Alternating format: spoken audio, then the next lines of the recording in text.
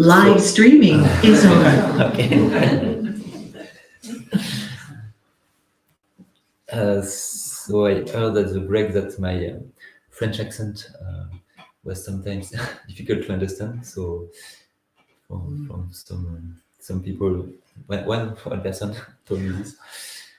So maybe there was something that was not clear in what I said before, and so please tell me. Natasha would like to speak. Yes. Please, Natasha.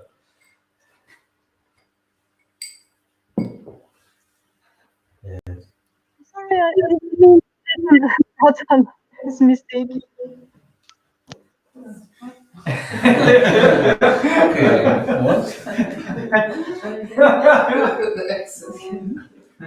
She said it was a mistake. She didn't want to speak. Okay.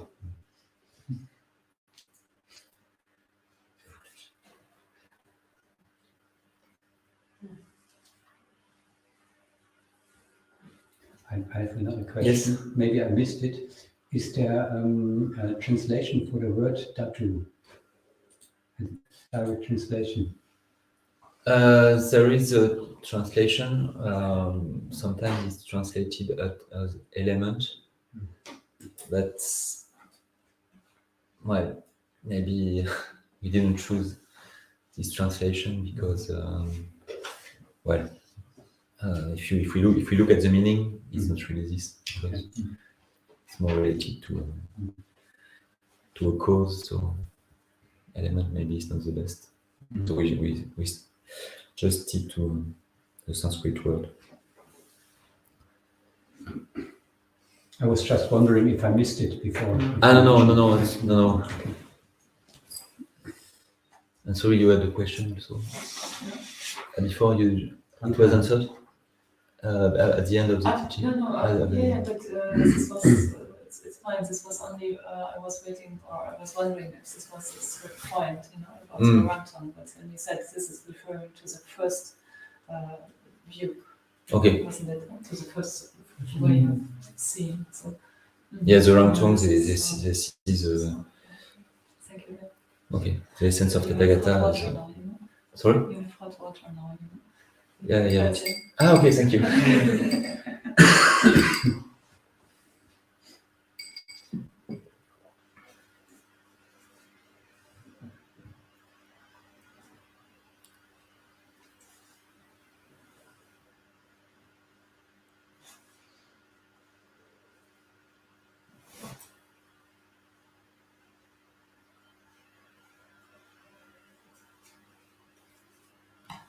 Okay, so everything was clear. Good.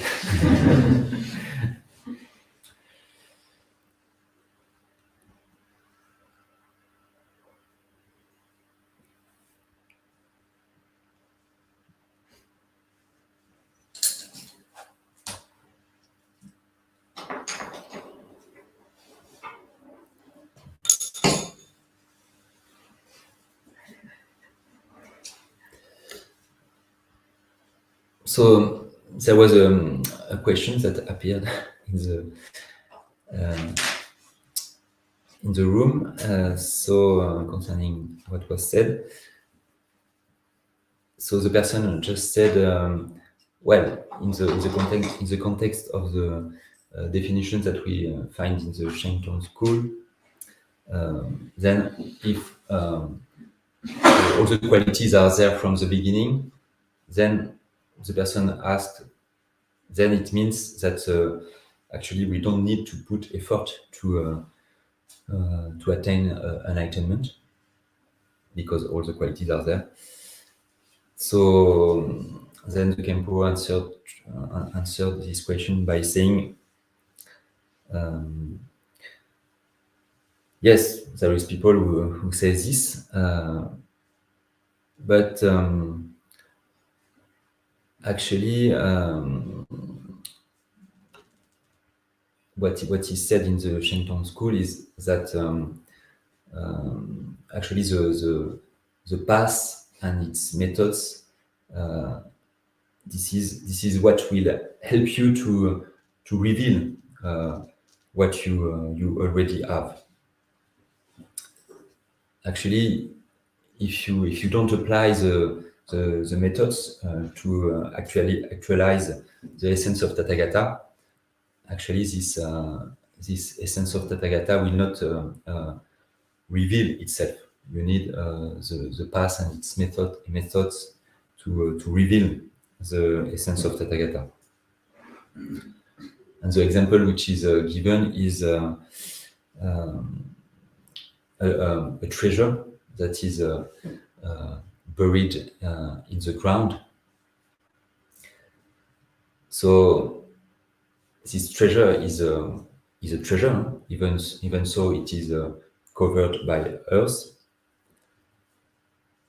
And actually, when someone removes the earth and takes the treasure out of the earth, the treasure hasn't changed.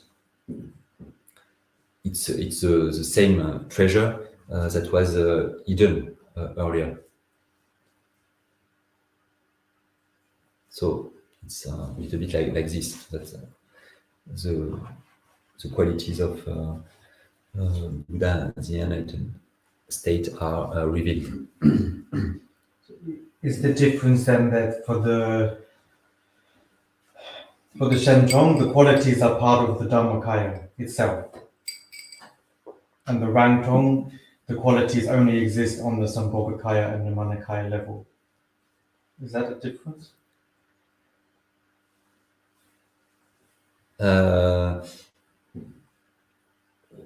Yes, more or less, but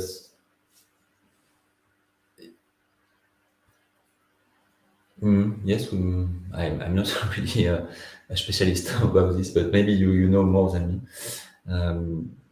But yes, we could say like this. Dharmakaya. Well.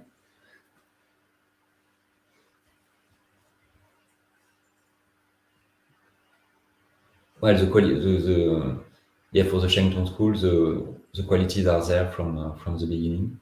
All the quality of the three kaya, and then you just have to reveal them through the path. And yes, for the rangtong school, yes, the Dharmakaya, the Dharmakaya is emptiness for them, as Khenpo explained here. So this is there from the beginning and also at the end, emptiness. But then the qualities, this is something that is the qualities of the Dharma, of the Sambhogakaya and Nirmanakaya. These are newly produced on the path. And but the Nirmanakaya qualities are not newly produced in shentong? No. Okay. Nothing. The Nirmanakaya quality Yes. is not newly produced. No, for the shentong, everything is there. Okay. Yeah, it's just revealed through the methods of the path. It's what I understood.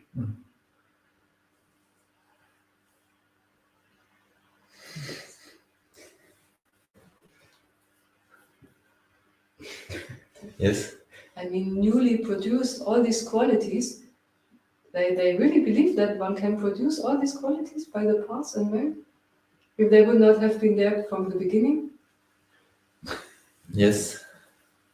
Okay.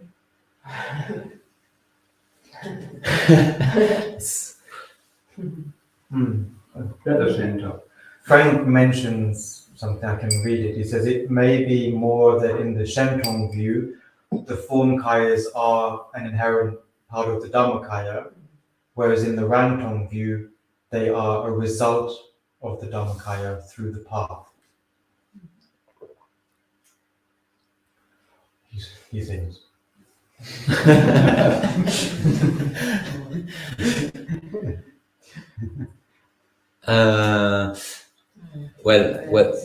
What Khenpo and Poche said in another teaching is that actually there is not really a separation between these three kayas. Even in the rangtong. This I don't know.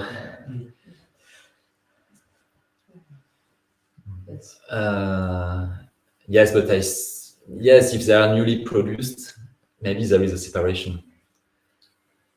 But I think, yeah, there is a lot of debate about these things. I couldn't say more than this, but Yeah, especially if these form kayas are not permanent, so an impermanent entity and yes, and and these that are produced, they can't be. It must be something separate. Yeah. Impossible. yeah, it should be, yeah, show it. So yeah, you're right. So yeah, maybe these things that Dharmakaya and the form kaya are not separate. It's more in just the Shentong school, and then they should be separate. Yes, according to what Khenpo is explaining in the rangtong school, because yeah, something that is always there and something that is impermanent, of course, cannot be really the same. Sure.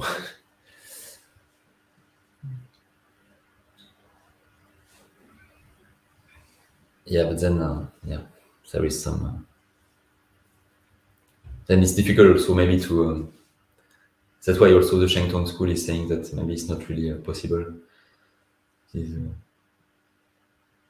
Because how can they be separate if, I mean, it's the three kaya of the Buddha, so it's strange also to have something separate in the Buddha, because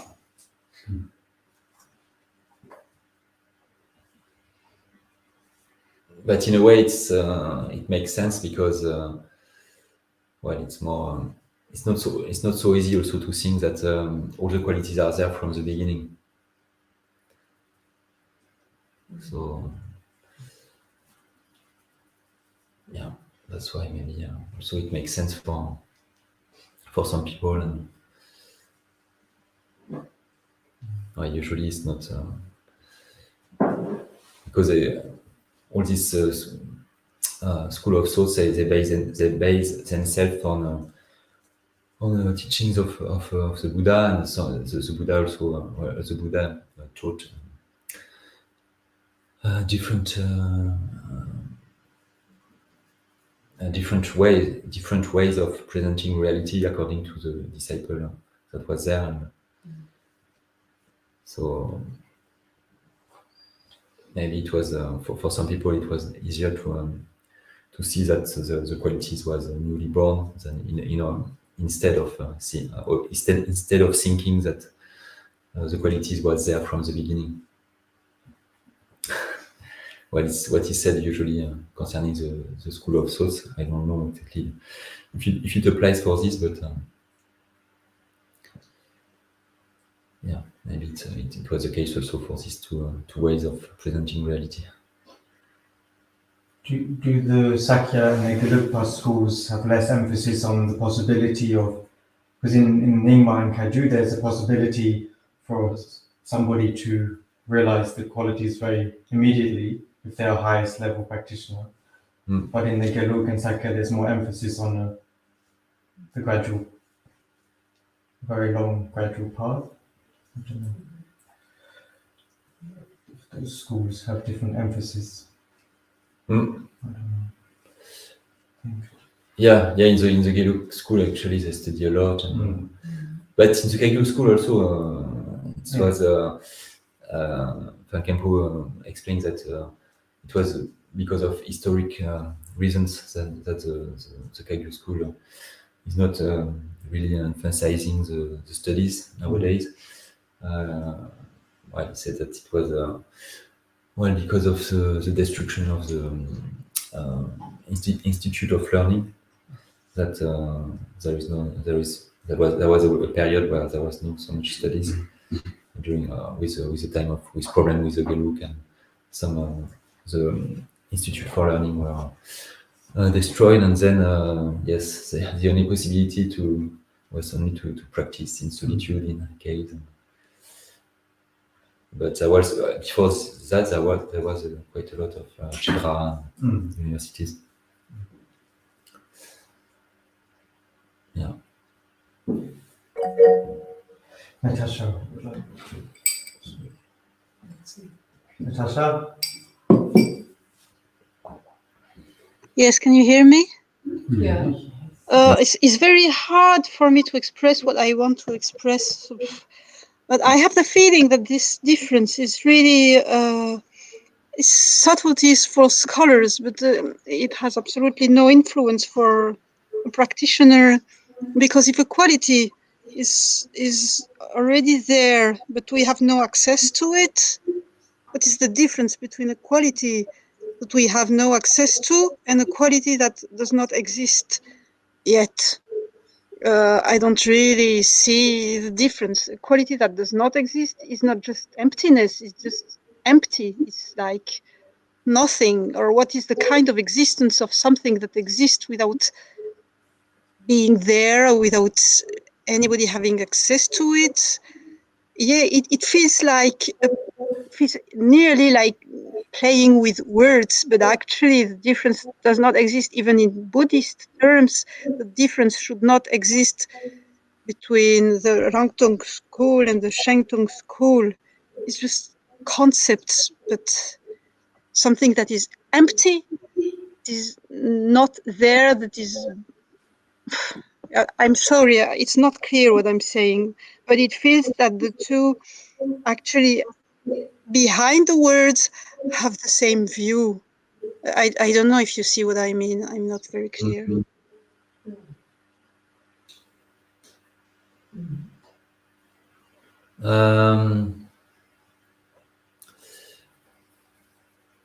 Yeah. For me, what I understood is maybe the view of the Shentong school is more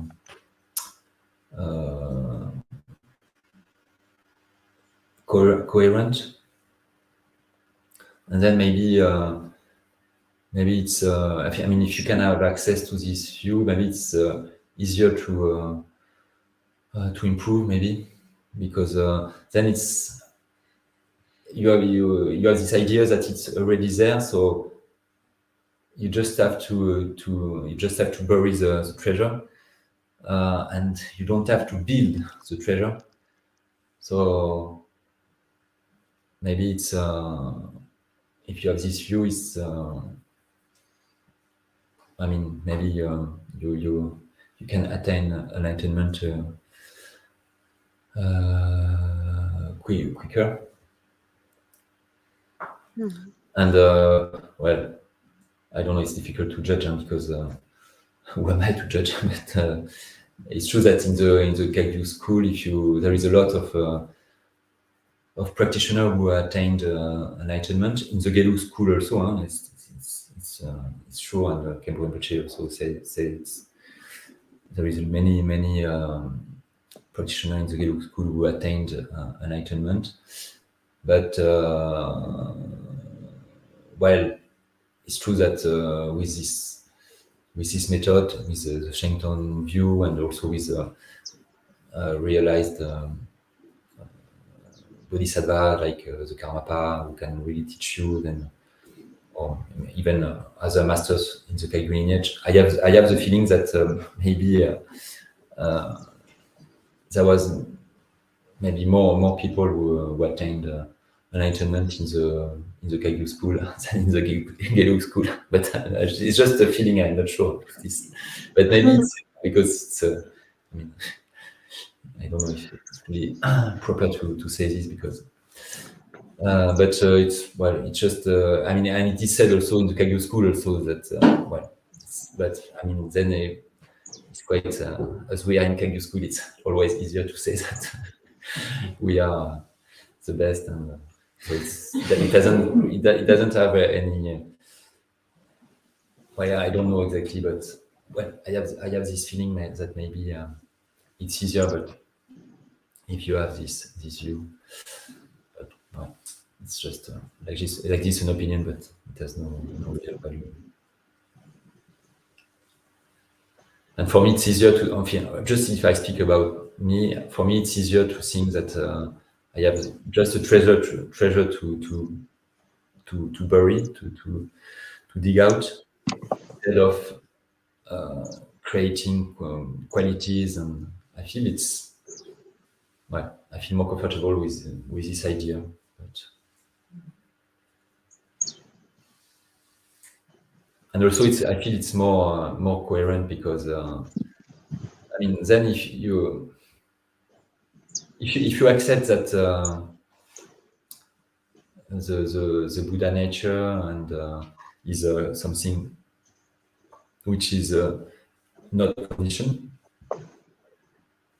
then it's not so easy to accept this. Then it's easier to accept that all the kayas are also unconditioned and not impermanent. But then, if you in the rangtong school, you have to accept that the Dharmakaya is emptiness, so it's not conditioned. But then the two form kayas, they are conditioned and they are impermanent. So then you have both actually, and well, once you have accepted that Dharmakaya is unconditioned, for me it's easier to accept that everything is unconditioned, and instead of to have Dharmakaya that is not conditioned and the form kaya that are conditioned, and that have to these are together. It's more difficult.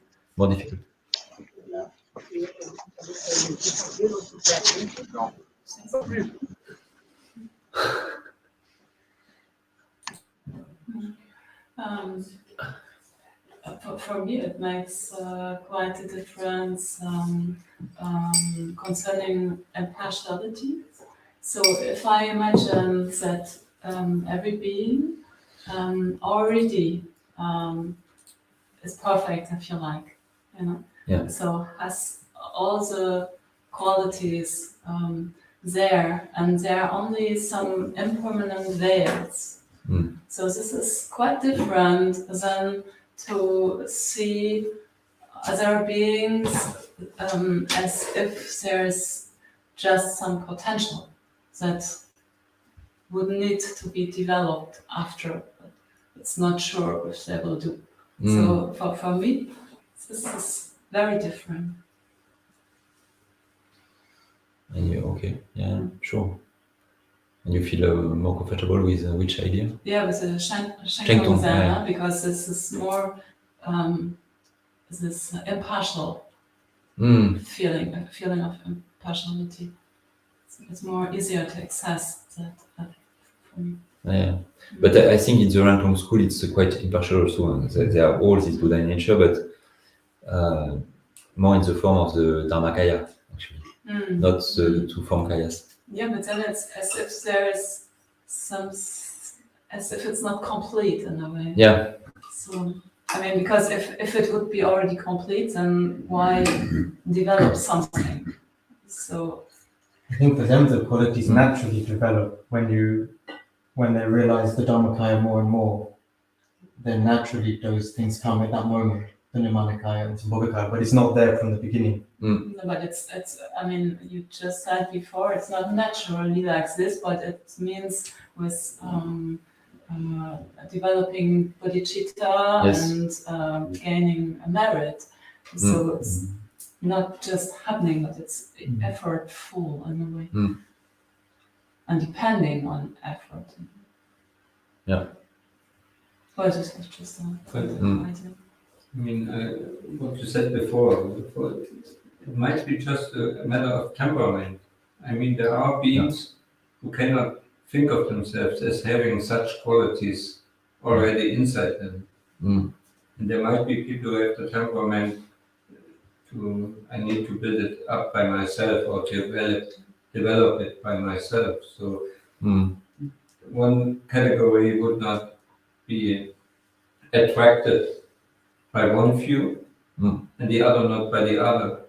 Could not accept it, and when they don't accept it, then they will not make steps toward liberation or toward the goal or enter the path at all. So I think it's not needed to bring them on in one. They have different used for different people. Yeah. Sometimes they say like some of the qualities of the Buddha were due to the fact that in so and so many lifetimes he practiced so and so many, so he had a particularly good speech or whatever, you know? They have this in some texts. For me, that goes against the idea that the qualities are inherent of the Nibbana. Because sometimes they say it's because in so many past lives, so therefore he had this ability more or something, no? But he just revealed it. Yes. I don't know. Yeah, but the shentong, they are saying that so the path and the methods are something that help you to reveal this. And so it's not he revealed, as you said. You can see it like this also, but you can also see it as newly produced qualities. Frank wrote something. Yes. More. He says that it is sometimes said that rangtong and similar views are an antidote to straying into essentialism and clinging to reality. I guess that's a kind of what's it called? Eternalism. Yeah. Whereas shentong is an antidote to nihilism, to nothingness. So they both are. It's the critiques that the rangtong make to the shentong school is that for them they are just chittamatra, that they are belonging to the mind only school of thought and thinking that the mind is truly existent. Yeah, it's true that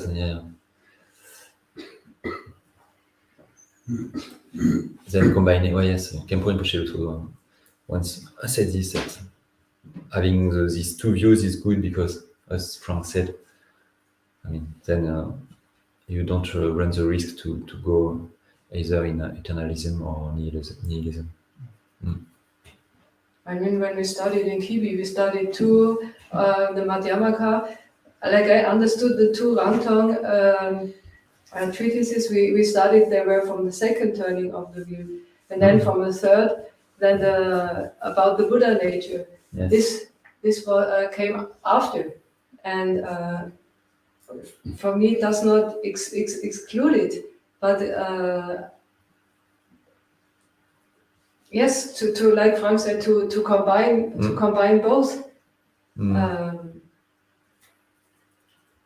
Because after the rangtong studies, if you think there's only emptiness, only emptiness, there's only nearly nothingness, one could really think of this.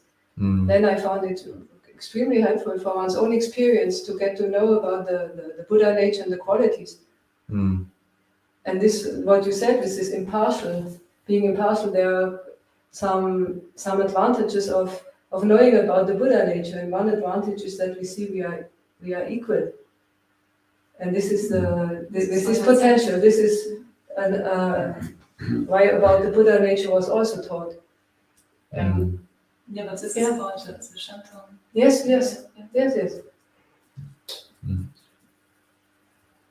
No, we are equal in both ways. It could be understood as equal in the potential. Yes. That we all have the potential which we have to develop, or we are equal. That we all have the qualities. So We haven't. it works in both ways. It works in both ways.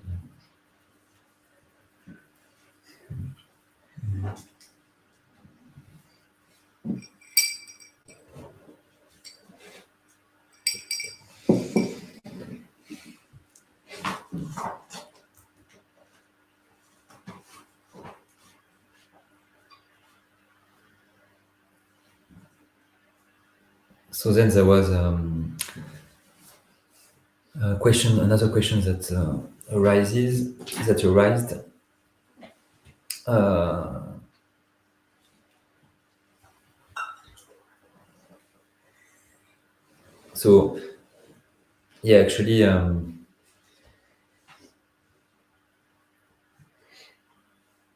So according to the Shentong school, what is going to enable one to acquire this, to obtain this treasure. And so the Khenpo said, actually, it's on the basis of study, contemplation, and meditation that one will be able to remove that which obscures the treasure.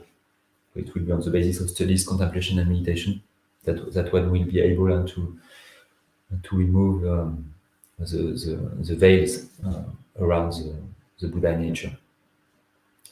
So then the person said, but actually this is outer causes, study, contemplation, and meditation. So it's not really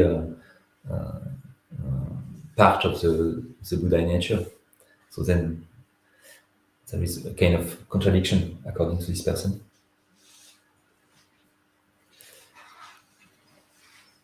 And so the Khenpo said, yes, actually, in order to dispel taints or defilements around the Buddha nature, you need conditions that are not of the nature of these defilements. To dispel these taints, you need conditions that are not of the same nature than these taints.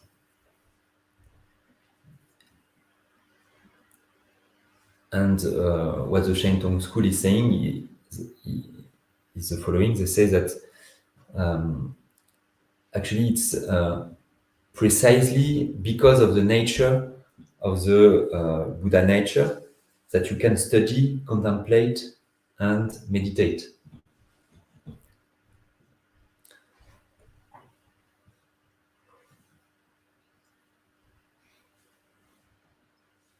If these qualities were not there from the beginning, then you couldn't do those things. You couldn't study, contemplate, and meditate. Actually, there would be no mechanism in your mind that you would would make you do those things. So Khenpo is saying that the mind is not a technical device which you make function in various ways by pressing a number of buttons. So the mind is not like a machine, and you cannot make it do whatever you want by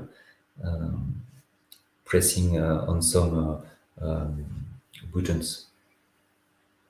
Actually, the mind has its own force, its own life, and this own force, this own life, is the Buddha nature, the Tathagata urge. And so there is this natural presence of compassion. There is in the mind this natural capacity for knowledge.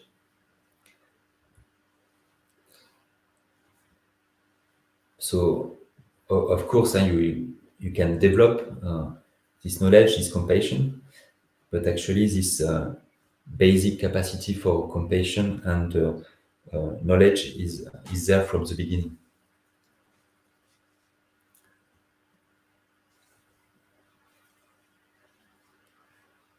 So actually, you need to study, contemplate, and meditate, but you can study, contemplate, and meditate because of the qualities of the Tathagata urge. It's not something external. So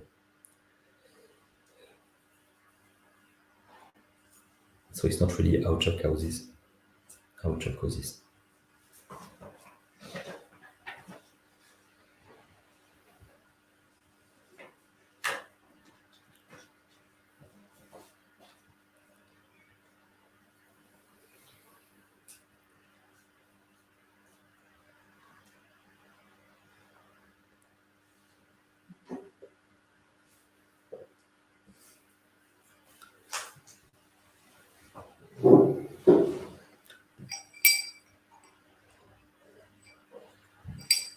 So to sum up the two meanings,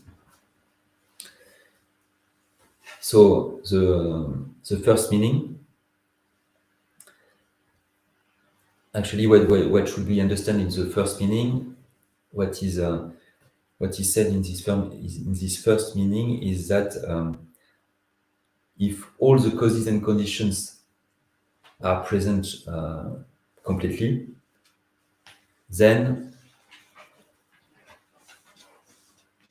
the dhatu will be productive for sure. It will produce its fruit for sure. And if the causes and conditions are not completely present, if one or two is missing, then the dhatu is not defined as productive for sure. It's just defined as being able to productive. So the dhatu is a cause for a cause that has the capacity to produce a result or a fruit. If all the conditions are there, then it's sure that it will produce it. And if the conditions are not there, then it's just a capacity.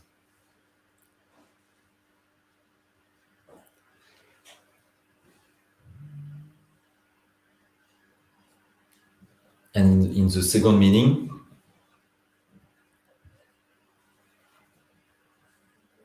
whether the cause and conditions are there or not, it is said that the fruit is present on the cause.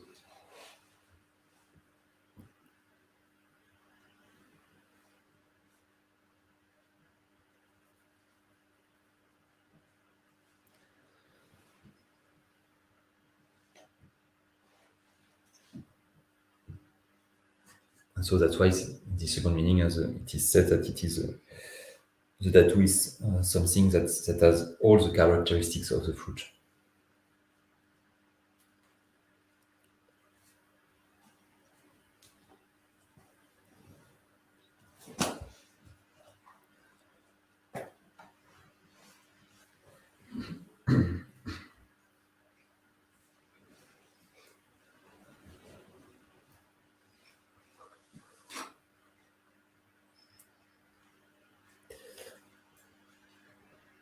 And there is a third meaning, but Khenpo Rinpoche didn't really elaborate on this third meaning. So just gave the name. Well, actually, he just said that it's a dhatu from the point of view of experience.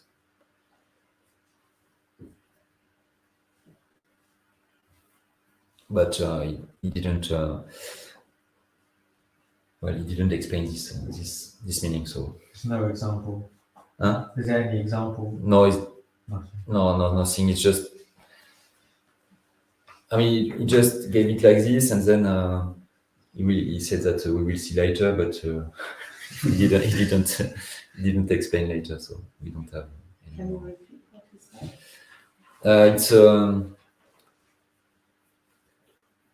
It's the dhatu from the point of view of experience. Okay. That's the dhatu that holds experience. The dhatu from the viewpoint of experience. It's linked with so the one that the dhatu that holds experience. But well, never mind, because we don't have any explanation. So just to give the name, but I cannot really say more because I don't know.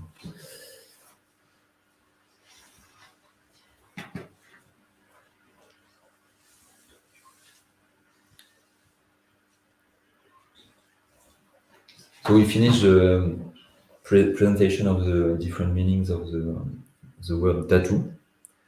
Do you have questions concerning these meanings? Or?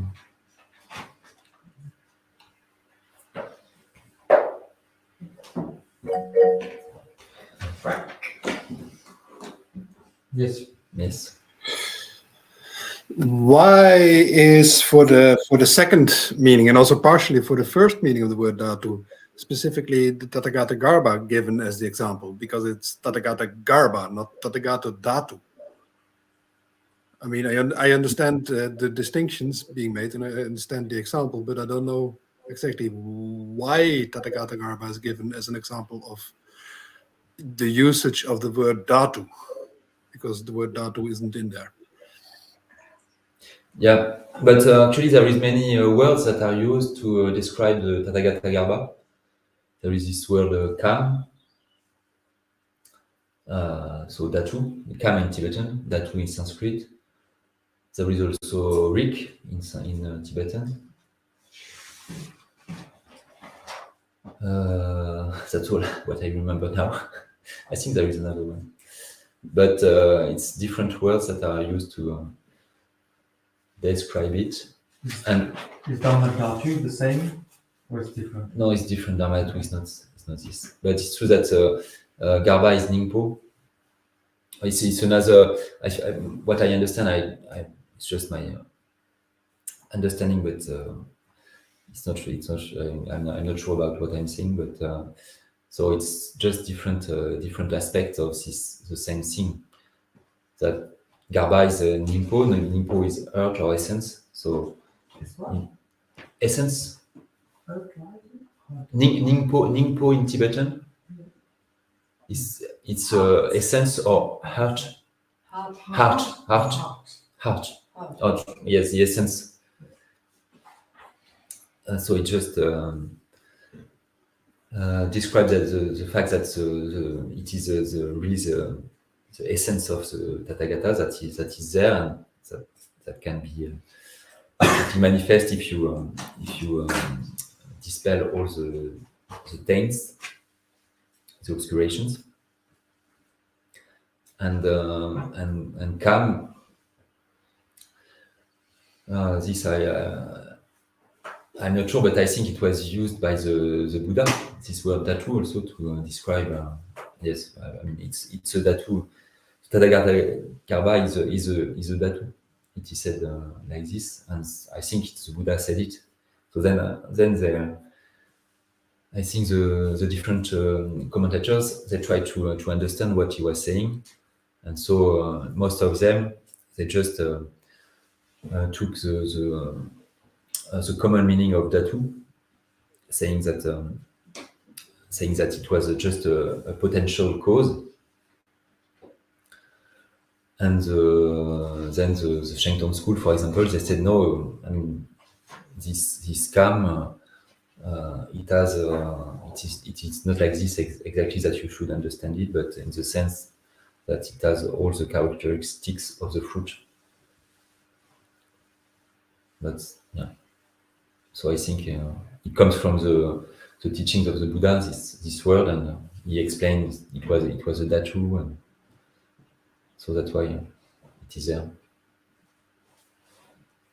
Does it answer the question? I don't know. I will think about it. Okay. For me, it was more the question when we heard about the skandhas describing the confused mind, and that the Buddha nature is also already existing in a confused mind. For me, I missed this Buddha part of the Buddha nature in the explanation of the skandhas. Mm. This was all. Now we talk about this, but it was not mentioned in the skandhas. No. This is more what does not fit really a little bit together for me. But that's all. If it's already in a confused mind, existing as a potential, why don't we find it in the five skandhas? In one of the in the consciousnesses. Why is it also not mentioned, for example, with the AIDS consciousness? No. This all.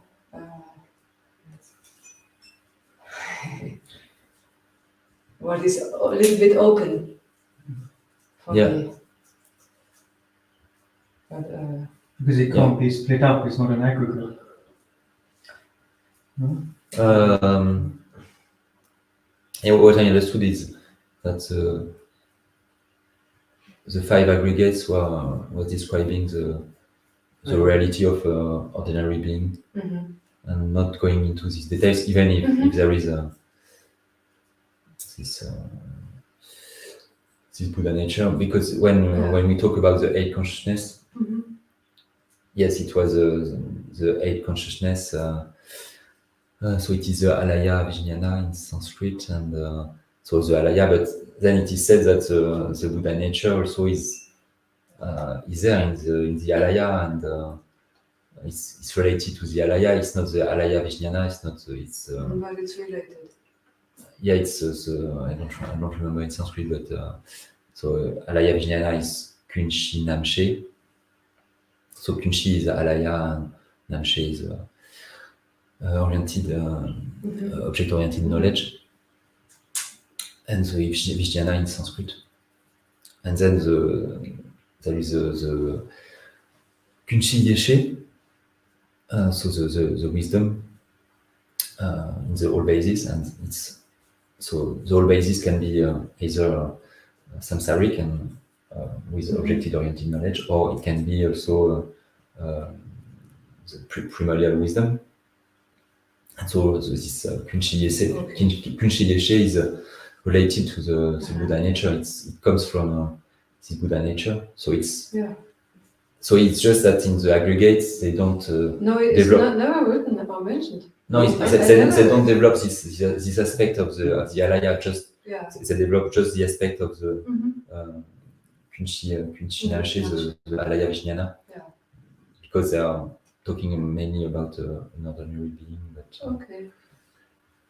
Maybe when one has to come back by what teach the aggregates or teach as a remedy for the belief of a self as an entity or a unit, and there, this is the reason why the five aggregates are teach. It's not the reason to teach about the Buddha nature in this context. Yeah, for me it's only this step. Now comes the Buddha nature in a bigger extent, and we did not hear from this before. When it ascribed also a confused mind. This is all. Yeah. But your answers is I understand.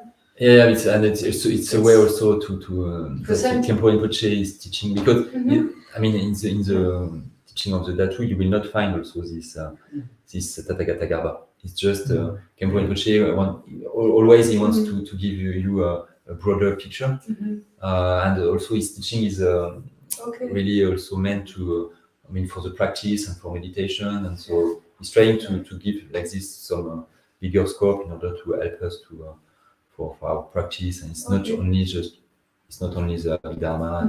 He makes some link like this because he has quite a vast knowledge, so he can really make a lot of links, and so. Okay. Frank would like to Yes. speak. Or did you take your hand down, Frank? No, yeah, I did take my hand down.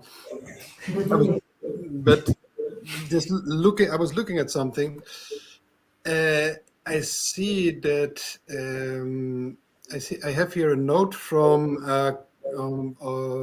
David Karma Chöpel, one of the translators of Khenpo Tsultrim Gyamtso, and he also quotes the same point from the eighth Karmapa about these three different senses of the word dhatu.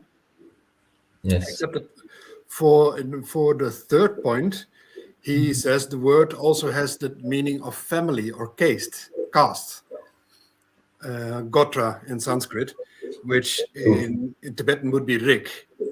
Yes. Which could also be translated as experience. And I know about the meaning of the word dhatu, especially also in the sense of Tathagata Garba, as being defined in terms of gotra. And that would make more sense to me than something that is defined in terms of being a point of being defined in terms of experience. but this is not something that needs to be said now because this is anyway all. Yeah. So yes, I took my hand down. That was a.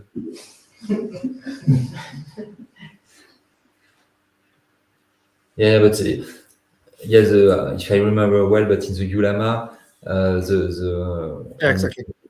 when they speak about Rik, it's not in the sense of dhatu, it's more in the sense of family line. Yeah, exactly. Yeah, but apparently David Kamachirpel understands Mikudorje to mean here that one of the potential meanings of dhatu is cognate with gotra in Sanskrit. Hmm. Yeah, and we will see it at the end of the text. It is also said like this because Rik also has many meanings, so Yeah. it's difficult to know in which What sense it is used. Yeah. So Natasha. Yes. Natasha. Yes, I really feel completely confused because I have the feeling that the first definition is about quite anything. Like you gave the example. Which example did you give? It was something about nature, about matter. Was it? It was the example was a visual faculty. It has the capacity to produce a visual perception. Okay, yes, and I have a feeling that the second definition is just about Buddha nature, because that which has all the characteristics of the fruit, and whether the conditions are there or not, the fruit is present in the cause. So this can be the case in the Tathagata Garbha, but it has no sense. Like, for example, in a seed, the tree is not present in the seed, whether the conditions are there or not. It does not make sense at all. The tree is the seed and the sun and the rain and etc. etc. So it feels that the two have a completely different object. The first is just about anything, and the second is about Buddha nature. Is that right? Yes, it was. It is what I understood also because, and also, yeah, the Khenpo said that usually the commentators they are using the first meaning, and so there is this example for visual perception. It's the only example that he gave for visual faculty. Sorry, but I think yes, it applies to everything. Like sometimes, once he is using the word seed, so I think yes. A rice seed, for example, is a dhatu for the plant, the rice plant. If there is a conditions that are there, water, soil, then you can have a rice plant. If there is not, then I mean the rice plant with the plant of rice will not develop. But yeah, in the seed of in the rice seed, you have all the potential to have this plant. So for me, yes, it applies to a lot of things like this. And yeah, Khenpo and Pochid only gave this. So example for for the Buddha nature, and I think maybe it's the only one. There was a question like this in the, and well, it didn't give another example because, well, I don't know if there is another one. I'm not sure. Maybe. So for the rangtong school, everything applies to the first definition. Actually, whether it is the tree coming from a seed or the Buddha nature, it needs causes and conditions to appear. Whether for the shentong school, this is true for everything in nature, but it's not true for the mind because the mind already has all the enlightened qualities. Is that right? Yes. Okay. Thank you.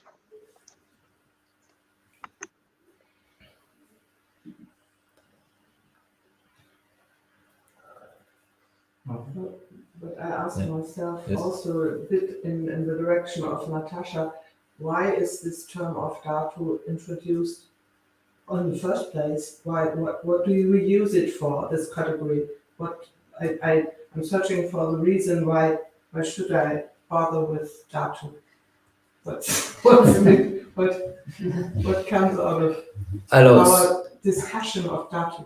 yes, so then we will, your question will be answered in the Yes, next part. please. The purpose of this teaching. Why, the reasons why the Buddha Shakyamuni taught the dhatus. And actually, the dhatu were taught by the Buddha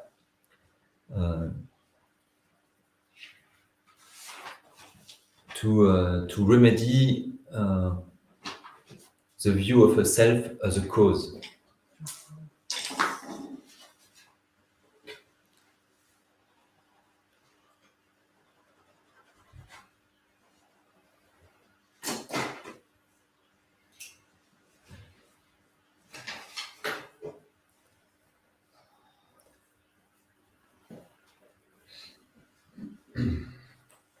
We cling to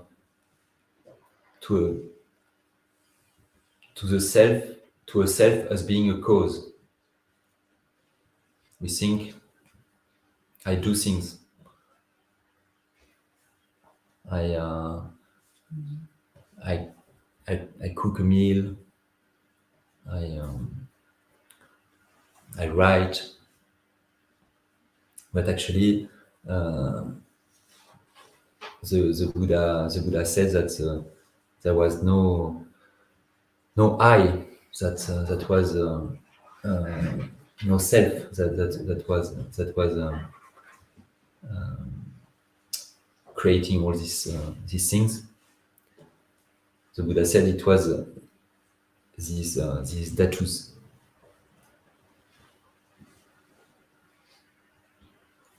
In terms of Tathagata. Oh.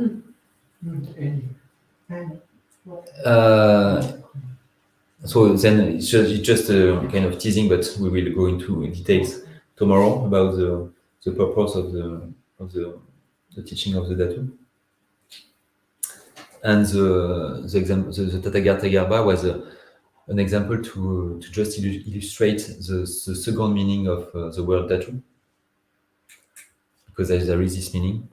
But actually, what we will see tomorrow concerning the dhatu concern mainly the first meaning, the potential cause.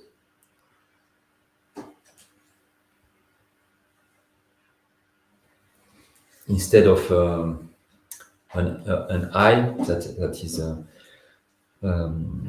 is the cause of all the things that are done, actually it's these different dhatus that are the cause.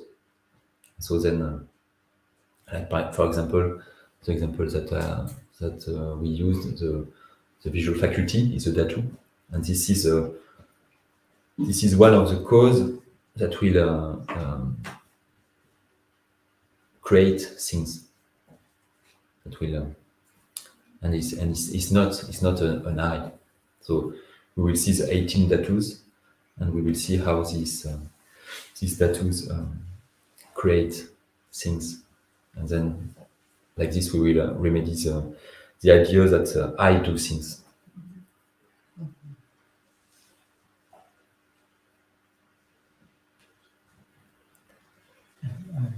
Question. Yes. For this second view of the dhatu, is that something that only exists in Vajrayana schools, and in the Mahayana schools it's always the first? Is it something from the tantras? Not.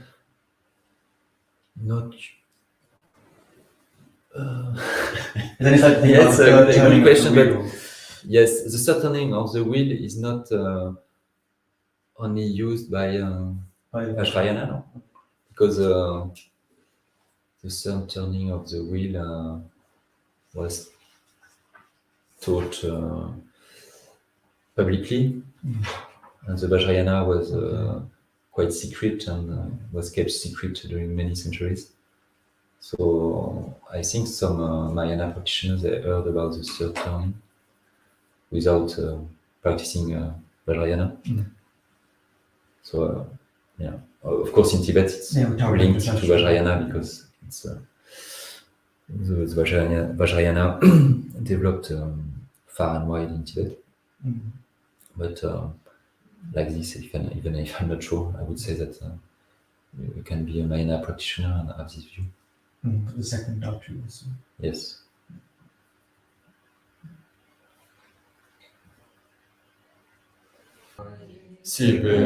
Live streaming is on.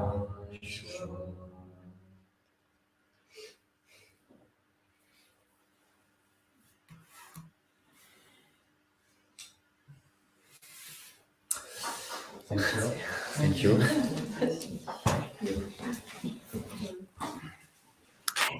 Thank you. Thank you.